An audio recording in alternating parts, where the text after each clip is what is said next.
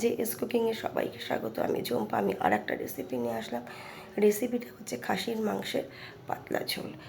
রবিবার আজকের, সেই রবিবারে আমি এই রেসিপিটাই বানিয়েছি। একদম ঘরোয়াভাবে খাসির মাংসের পাতলা ঝোল, যেটা গরম ভাতের সঙ্গে খুব ভালো লাগবে। আচ্ছা, তার জন্য আমি একটা মশলা তৈরি করব। একটা কড়াই বসিয়ে 1 চামচ ধনে, 1 চামচ জিরে, এলাচ, লবঙ্গ আর একটু দারচিনি আর দিয়ে দেবো জয়িত্রী দিয়ে এটাকে আমি ভেজে এটাকে আমি ড্রাই রোস্ট করে নেব। এই গুঁড়োটা আমার পরে মশলায় কাজে লাগবে। তারপরে আমি এরপর আমি নিয়ে নিলাম মাংস। এখানে মাংস আছে, 1 কেজি মাংস আছে। এই মাংসটাকে ম্যারিনেট করব। তার জন্য আমি 2 চামচ আদা, 8খানা শুকনো লঙ্কা আদার সঙ্গে বেটে দিয়েছি, আর দিয়ে দিলাম 2 চামচ রসুন বাটা দিয়ে, আর দিয়ে দেবো 2টো কোচানো পেঁয়াজ, 3খানা আমি তেজপাতা দিয়ে দিলাম, আর পেঁয়াজটা বড় সাইজের পেঁয়াজ 2টো আমি কুচিয়ে এর মধ্যে আমি দিয়ে দিলাম। আচ্ছা, এরপরে এর মধ্যে আমি দিয়ে দেব হলুদ গুঁড়ো, একটু অল্প করে এখন দেবো, পরে আবারও আমি দেবো রান্নার সময়। দিয়ে দিলাম। এরপরে দিয়ে দিলাম প্রায় 4 চামচ মতো টক দই। এই টক দইটা দিলে কি হয়, মাংস অনেকটা সফট হয়। এরপর কিছুটা সর্ষের তেল দিয়ে এটাকে ভালো করে হাতের সাহায্যে মেখে, ভালো করে বেশ মেখে এটাকে আমি 1.5 ঘন্টা মতো এটাকে ম্যারিনেট করে রেখে দেবো। যতক্ষণ বেশি ম্যারিনেট করা যাবে ততক্ষণ মাংসটা অনেক বেশি স্বাদ হবে। তো এইভাবে করেই আমি রেখে দেবো 1.5 ঘন্টা। 1.5 ঘন্টা বাদে আমি আবারও ফিরে আসলাম। ফিরে এসে একটা কড়াই বসিয়ে বেশ কিছুটা সর্ষের তেল দিয়ে দিলাম। এখানে ফোড়ন দিয়ে দিলাম এলাচ, লবঙ্গ, দারচিনি, আর দিয়ে দেবো পেঁয়াজ কুচি, 2টো পেঁয়াজ কুচি। আমি মোট 4টে পেঁয়াজ এই মাংসে নিয়েছি। এই 2টো পেঁয়াজ ম্যারিনেটে দিয়েছি, আর 2টো পেঁয়াজ আমি তেলের মধ্যে ভেজে দিয়েছি। ভেজে দিয়ে এটাকে ভালো করে, পেঁয়াজটাকে একটু যেই ভাজা হয়ে যাবে, এর মধ্যে আমি কষানো মাংসটা দিয়ে দেবো। এই মাংসটা দেওয়ার সময় আমার ক্যামেরাটা অফ হয়ে গেছিলো, তাই সেটা দেখাতে পারিনি। হ্যাঁ, তার জন্য দুঃখিত।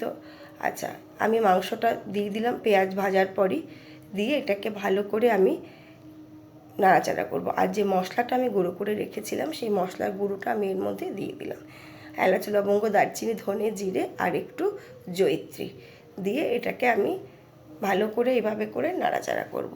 মাংসটা কিন্তু আমি কড়াইতেই রান্না করব, প্রেশার কুকারে আমি দেবো না। তবে এটা রান্না করতে 1 ঘন্টা কড়াইতে সময় লাগবে। আমি এখন দিয়ে দিলাম কাশ্মীরি রেড চিলি পাউডার, এটা দিলাম লাল লঙ্কার গুঁড়ো দিলাম 1 চামচ মতো, আর একটু আমি কাশ্মীরি রেড চিলি পাউডার দেব। দিয়ে এটাকে আমি আবারও নাড়াচাড়া করব। আচ্ছা, এটাকে এই নাড়াচাড়া আমি আগে দিয়েছি 8খানা লঙ্কা। আচ্ছা, আমি আবারও হলুদ একটু দিয়ে দিলাম। ম্যারিনেট করার সময় একটু হলুদ দিয়েছি, এখনও আবারও হলুদটা দিয়ে দিলাম। দিয়ে এটাকে আমি নাড়াচাড়া করব। নাড়াচাড়া করে এটাকে আমি ঢাকা দিয়ে দেবো। আমি কিন্তু এভাবে করেই মাংসটা কড়াইতে করব। রান্নাটা লো টু মিডিয়াম ফ্লেমে হবে। হ্যাঁ, আর এটাকে আমি এইভাবে করে মাঝে মাঝে এটাকে নাড়াবো, আবার ঢাকা দেবো। এইভাবে করতে করতে 1 ঘন্টা সময় লাগবে। রান্নাটা কিন্তু হয়ে যাবে এবং খুব সুন্দর হবে খেতে। কড়াইতে যদি এভাবে করা যায়, খুব ভালো লাগে খেতে।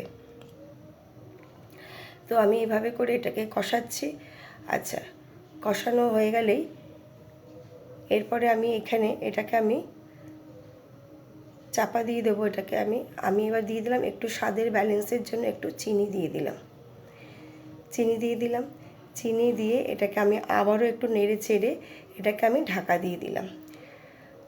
ঢাকা দিয়ে মিনিট 10 পর আমি আবারও ঢাকাটা খুললাম।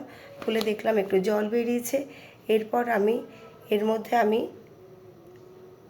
একটু লবণ দেবো। লবণ কিন্তু আগে দেওয়া হয়নি, এখন লবণটা দেবো। পরিমাণ মতো লবণ আমি দিয়ে দিলাম। সম্পূর্ণ লবণটা আমি একবারে দিয়ে দিলাম। দিয়ে এটাকে আবারও নাড়াচাড়া করে আমি ঢাকা দেবো। এরপরে কিন্তু অনেকটা জলই বেরোবে, যেহেতু লবণ দেওয়া হয়েছে, লবণ দিলেই কিন্তু জলটা বেরোয়। আচ্ছা, ঢাকাটা আমি আবারও 10 মিনিট বাদে খুললাম। খুলে দেখলাম বেশ এর মধ্যে জল বেরিয়ে গেছে। আমি কিন্তু এর মধ্যে একটুও জল দিইনি। এই মাংসের থেকেই আর টক দই মশলা মাখা, তার থেকেই যা জলটা বেরিয়েছে। এরপরে আমি আলু দিয়ে দেবো। খাসির মাংসের আলুটা না খুব ভালো লাগে খেতে। আর মাংসের আলু আমি কখনো ভাজি না, আমি এইভাবে করে কাঁচা দিয়ে দিই। কষানোর সময় দিলেই আলুটা খুব সুন্দরভাবে সিদ্ধ হয়ে যায় এবং খেতেও কিন্তু খুব ভালো লাগে। এটা এর মধ্যে দিয়ে আমি আবারও এটাকে আমি ঢাকা দিয়ে দেবো। ঢাকা দিয়ে আমি এভাবে করেই আস্তে আস্তে করে মাংসটাকে আমি রান্না করব। আচ্ছা, আমি আবারও ঢাকা খুললাম, খুলে দেখলাম বেশ এখনও জল আছে, জল কিন্তু এখনও শুকায়নি। এইভাবে করেই আস্তে আস্তে করতে হবে, কিন্তু তাড়াহুড়ো করলে জলটা শুকিয়ে যাবে কিন্তু মাংসটা কিন্তু সিদ্ধ হবে না। সেই কারণে একটু ধৈর্য ধরে এটাকে কিন্তু করতে হবে। আচ্ছা, এরপরে আমি আবারও কিছুক্ষণ বাদে ঢাকাটা খুললাম, খুলে দেখলাম যে এখনও জল আছে। এরপর এর মধ্যে আমি 5খানা কাঁচা লঙ্কা চিড়ে দিয়ে দেবো একটু ঝালের জন্য। আমাদের একটু ঝাল খাই, সেই কারণে আমি কিন্তু 8খানা শুকনো লঙ্কা, 5টা কাঁচা লঙ্কা আর 1 চামচ মতো লাল লঙ্কার গুঁড়ো কিন্তু আমি দিয়েছি। দিয়ে এটাকে আমি আবারও ঢাকা দিয়ে দিলাম। তাই নতুন এবং পুরনো বন্ধু প্রত্যেককেই বলবো আপনারা আমার রেসিপিটা দেখবেন, ভালো লাগলে অবশ্যই লাইক, কমেন্ট, শেয়ার এবং সাবস্ক্রাইব করবেন এবং পাশে থাকা বেল আইকনটা প্রেস করে দেবেন। আর আপনারা যে সুন্দর সুন্দর কমেন্টগুলো দেন সেই কমেন্টগুলো আমাকে অনেকটা ইন্সপায়ার করে নেক্সট কোনো রেসিপি ছাড়ার জন্য। তা এইভাবে করে আপনারা বাড়িতে অবশ্যই রান্না করে দেখবেন। সানডে স্পেশাল মাটন কষা, এটা নাকি আপনাদের খুব খেতেও ভালো লাগবে, ঘরোয়াভাবে কম মশলা দিয়ে কম তেল দিয়ে রান্না, যেটা গরম গরম ভাতের সঙ্গে ভীষণই ভালো লাগে খেতে। আচ্ছা, আমার কিন্তু দেখেন কষানোটা প্রায় হয়ে গেছে, জলটা কিন্তু প্রায় শুকিয়ে গেছে। এরপর এর মধ্যে আমি দিয়ে দেবো একটু জল। জলটা কিন্তু আমি অবশ্যই গরম জল, ফোটানো জলটাই দেব, তাতে কিন্তু স্বাদটা কিন্তু খুব ভালো হবে। দিয়ে এটাকে আমি আবারও এবার চাপা দিয়ে দিলাম, দিয়ে মিনিট 10 বাদে দেখা যাবে। মিনিট 10 বাদে আমি খুলবো। মাংসটা কিন্তু অলরেডি কষানোর সময় সিদ্ধ হয়ে গেছিলো। এখন আমি দিলাম, বেশ ঝোলটা ফুটে গেছে। আর এরপরে আমি এর মধ্যে একটু শিলে একটু গরম মশলা বেটে নিয়েছি, সেই গরম মশলাটা আমি এর মধ্যে আমি দিয়ে দেবো। আচ্ছা, এর মধ্যে আছে 4খানা এলাচ, লবঙ্গ আর একটু দারচিনি, দিয়ে এটাকে আমি দিয়ে দিলাম।